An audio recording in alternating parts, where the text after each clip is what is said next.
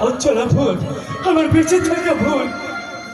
আমি হেরে গেলাম, আমি হেরে গেলাম। না, হেরে হেরে তুই যাওনি বলা। ওই অসভ্যতার চালু আচলে মুগল খানের সমাজটা সমাজকে হারিয়ে দিয়েছে।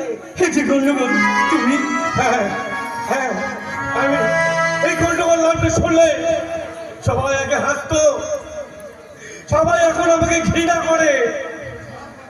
হয়তো হয়তো আরো পরে সবাই আমাকে থুতু দেবে, বলবে ওই দেখ, ওই দেখ, ওই ওই বেমানটা যাচ্ছে, যে যে প্রেম করার নামে যে প্রেমকে হত্যা করেছে।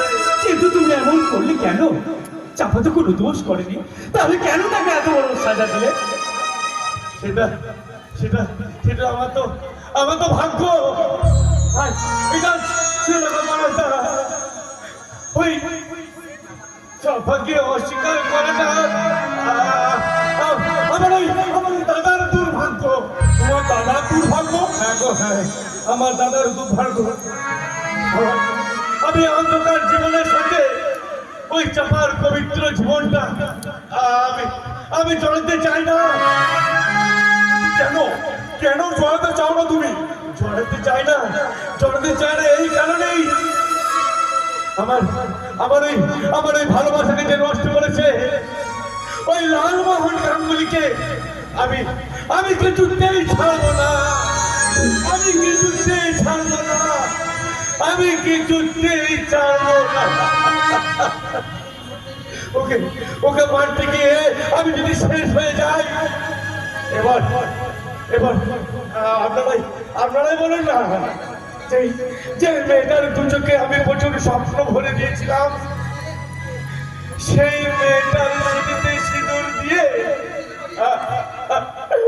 আমি কি মুছে দিতে পারি? এই না হলে বাংলার পবিত্র ভালোবাসা। সেই ভালোবাসার শপথকে সম্মান জানাতে আমি তোমার বাড়ির দূরগুলোয় ছুটে এসেছি। আমি জানতাম বৌঠান তুমি আসবে। আমি জানি আমার পলাশ কোনোদিন কোনো অন্যায় করতে পারে না। কেন কেন নন্দিনী, তুমি ঠিক বলেছ, তোমার ছেলে পলাশ কিছু অন্যায় করেনি। করতে হবে কেন? তাহলে কেন কেন ছেলে পলাশটা কেন ওই বাড়ি থেকে তাড়িয়ে দিয়েছিলেন? ভুল করেছিলাম, ছেলেকের কথায় বিশ্বাস করে আমি ভুল করেছিলাম। কিন্তু এসব কথা তুমি জানলে কেমন করে না? আমি মায়ের মুখ থেকে জেনেছি পিঠা, আর তুমি এও জানো তোমার ছেলে আমি বলা আমাদের বাড়ি রাখছো। আমি আপনাদের বাড়ি অ্যাডজাস্ট করতে পারবো। হাজারবার তোমাকে এই কথাটা বোঝাবার চেষ্টা করেছিলাম, কিন্তু তুমি বুঝতে চাওনি। বুঝতে চাইনি, কিন্তু কিন্তু আজ আমি বুঝতে চাইছি। বলুন বলুন বলুন, সেই রাত্রে কি ঘটনা ঘটেছিল? আপনি বলুন, আপনি বলুন। বলবো নিশ্চয়ই বলবো। ঝিলিক তখন নিতান্তই ছোট, কাজলের সম্বন্ধ দেখা হচ্ছে। বাবা মা সবাই দুশ্চিন্তায় ভুগছে, ভালো সম্বন্ধ পাওয়া যাচ্ছে না।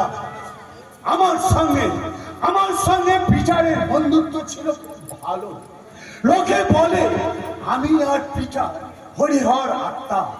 কাজলের জন্য পিঠা একটা সম্বন্ধ নিয়ে এলো। পরে পিঠারের মুখে শুনলাম ওটা সম্বন্ধ নয়, কাজলের সঙ্গে লালমোহনের ভালোবাসার বিয়ে।